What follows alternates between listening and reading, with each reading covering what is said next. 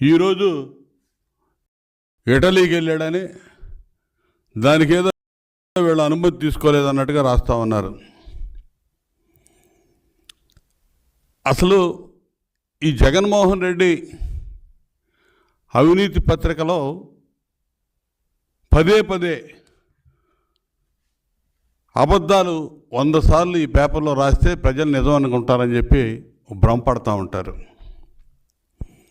జగన్మోహన్ రెడ్డి చీకటి చేష్టలన్నీ బాబు గారికి అంటగట్టి సాక్షిలో అబద్ధాలు ప్రచారం చేయడానికి వీళ్ళు ఆ రాతలు రాయటం, ఇందులో ఒక ట్రేడ్ తయారు చేసుకున్నారు. వీళ్ళు అసలు నిస్సిగ్గుగా ఉంటాయి వీళ్ళు రాసే రాతలు కానీ, సాక్షి ఛానల్లో చూపించే చిత్రాలు కానీ, వార్తలు కానీ. ఇవాళ చంద్రబాబు నాయుడు గారు విదేశీ పర్యటన గురించి వీళ్ళు మాట్లాడుతున్నారు. అసలు వీళ్ళకెందుకు? చంద్రబాబు నాయుడు గారు అమెరికా వెళ్ళాడా, ఇటలీ వెళ్ళాడా, యూరప్ కంట్రీస్కి వెళ్ళాడా? మీకు అవసరమా? ఎన్హెచ్జి సెక్యూరిటీలో ఉండే వ్యక్తి,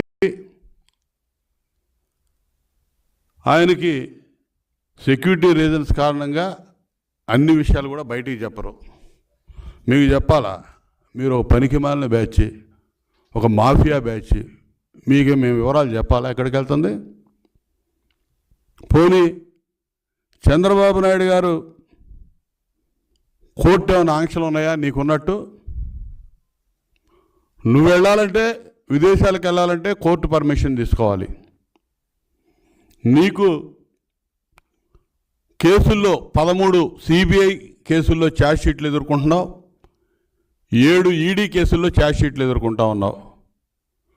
నీ ఆస్తులు చాలా వరకు ఈడీ జప్తు చేసి ఉంది. నీ పాస్పోర్ట్ సీజ్ అయి ఉంది. నువ్వు విదేశ పర్యటనకు వెళ్ళాలంటే, విదేశాలకు వెళ్ళాలంటే కోర్టులో పిటిషన్ వేసి పర్మిషన్ తీసుకొని వెళ్ళాలి. చంద్రబాబు నాయుడు గారికి ఆ అవసరం లేదే. ఆయన పాస్పోర్ట్ సీజ్ అయ్యలేదు. ఆయన మీద ఛార్జ్ షీట్లు ఫైల్ చేయాలని చూసినా కూడా కోర్టు వాటిని నిరాకరించింది. ఛార్జ్ షీట్లు ఫైల్ అవ్వలేదు. ఆయన మీద నువ్వు పెట్టిన పనికిమాలిన కేసులు ఏది కూడా ఛార్జ్ షీట్లు ఫైల్ అవ్వాలా. ఆయన కోర్టు పర్మిషన్ తీసుకోవాలని ఎక్కడ కూడా, ఆయన బెయిల్ మీద బెయిల్ ఆర్డర్లో ఎక్కడ కూడా బయటికి వెళ్ళాలంటే కోర్టు పర్మిషన్ తీసుకోవాలని కూడా లేదు. ఇంక నీకెందుకు? అవిశ్రాంతంగా పనిచేస్తాడు చంద్రబాబు నాయుడు గారు, ఆయన ఫ్యామిలీ. ప్రతి సంవత్సరం విదేశీ పర్యటనలకు వెళ్ళడం అలవాటు. అదేవిధంగా ఈ సంవత్సరం కూడా వెళ్ళారు. నువ్వు చెప్పాలి. నువ్వు వెళ్ళావు లండను, నువ్వు కోర్టు లండన్ వెళ్ళటానికని చెప్పి నువ్వు ఎక్కినటువంటి విమానం ఆమ్స్టర్డామ్లో ల్యాండ్ అయింది. దీనికి నువ్వు వివరణ ఇచ్చుకోవాలి. నువ్వు నేరస్తుడివి, నువ్వు వివరణ ఇవ్వాలి. నువ్వు చెప్పిన కాడికి వెళ్ళాల్సిన అవసరం నీకుంది, లేకపోతే క్రైమ్ అది. చంద్రబాబు నాయుడు గారు చెప్పి వెళ్ళాల్సిన అవసరం లేదు. నువ్వు ఎక్కడికి వెళ్తున్నావో కోర్టులో పిటిషన్ ఫైల్ చేసి, నేను పలానా చోటకి పలానా కారణం మీద పలానా పని మీద వెళ్తున్నానని చెప్పి నువ్వు అడిగి వెళ్ళాలి. నువ్వు దాన్ని తప్పితే నువ్వు వైలేషన్, అది నువ్వు వివరణ ఇవ్వాలి. రేపు వచ్చినాక నువ్వు నీకు పత్రిక ఉంది కదా, ఛానల్ ఉంది కదా అని చెప్పి అడ్డగోలు రాతలన్నీ రాపిచ్చి ఏదో చంద్రబాబు నాయుడు గారి మీద ఒక మచ్చయాలని చూస్తూ ఉన్నావు. నీకులాగా లక్షల కోట్లు ఆయన దగ్గర నల్లధనం లేదు. ₹1 నువ్వు పెట్టిన పనికిమాలిన కేసులు ఎక్కడ కూడా ₹1 కూడా నువ్వు నిరూపణ చేయలేవు, జరగవు. ఎందుకంటే ఆయన మచ్చలేని చంద్రుడు. ఆయన ఏ అవినీతి ఆయనకు అంటదో నువ్వు అంటించలేవు. అంటించడానికి ప్రయత్నం చేసావు. నీ దగ్గర ఉన్నటువంటి తాబేదాన్ని, పనికిమాలిన అధికారులను పెట్టుకొని కేసులు పెట్టావు, జైలుకు పంపించి సునకానందం పొందావు. అంతేగాని అంతకుమించి నువ్వేం చేయలేవు. కానీ నీ మీద అట్టగాదే. సిబిఐ, ఈడీ ఛార్జ్ షీట్లు ఫైల్ అయి ఉన్నాయి. 43,000 కోట్లు మీ నాన్న అధికారంలో ఉన్నప్పుడు అధికారాన్ని అడ్డం పెట్టుకొని అడ్డగోలుగా దోచేసావని చెప్పి సిబిఐ ఛార్జ్ షీట్లు ఎదుర్కొంటున్నావు. అసలు నువ్వు చెబుతున్నావు సూట్ కేస్ కంపెనీలు, షెల్ కంపెనీలు అని. అసలు ఆ పదాలు ఉమ్మడి ఆంధ్రప్రదేశ్ రాష్ట్ర ప్రజలకి పరిచయం చేసిందే నువ్వు. షెల్ కంపెనీలు అంటే తెలియదు ఎవరికి. సూట్ కేస్ కంపెనీలు అంటే ఏంటో తెలియదు. క్విట్ ప్రోకో అనే వర్డింగే తెలియదు అసలుకి ఈ ప్రజలకి. అవన్నీ పరిచయం చేసినటువంటి ఆర్థిక ఉగ్రవాది, ఆర్థిక నేరస్తుడివి నువ్వు జగన్మోహన్ రెడ్డి. కాబట్టి 16 నెలలు జైల్లో ఉన్నావు.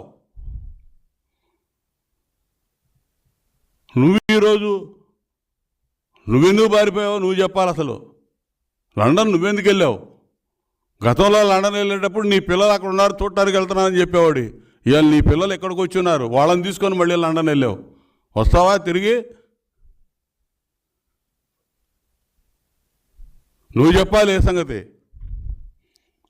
ఇక్కడ ఎన్నికలైన కాడ నుంచి ఎవడో మాట్లాడలేదు తెలుగుదేశం వాళ్ళు అని చెప్తున్నావు. పోలింగ్ తర్వాత సైలెంట్ అయ్యారని. సిగ్గుండాలి ఆ మాట అంటానికి. పోలింగ్ తర్వాత తేలుగుట్టిన దొంగల్లాగా వ్యవహరిస్తుంది మీరు. జగన్మోహన్ రెడ్డి దగ్గర నుంచి కింద స్థాయి గల్లీ నాయకుడి దాకా పత్తా లేకుండా పోయారు. ఒక్కడు నోరు తెరవట్లా. ఎవరికి ధైర్యం లేదు. చెప్పానండి పలానా నియోజకవర్గంలో నేను గెలుస్తానని ఎవడని వచ్చి ఇంకా అవాకులు చవాకులు ఆ పనికి మేల 4-5 మంత్రులు, మాజీ మంత్రులు, ఇప్పుడు మంత్రులు ఉన్నవాళ్ళు మాట్లాడుతూ ఉన్నారు తప్ప అప్పుడప్పుడు ఏదో మాట్లాడకపోతే, ఏదో నమ్మబలకపోతే కౌంటింగ్ ఏజెంట్లు కూడా కూర్చునే పరిస్థితి లేదు. ఇయాలే వదిలేసి పోతారని చెప్పి నమ్మించడం కోసం ఏదో తాపత్రయపడుతున్నారు తప్ప అంత మించి ఇంకోటి ఏం కాదు.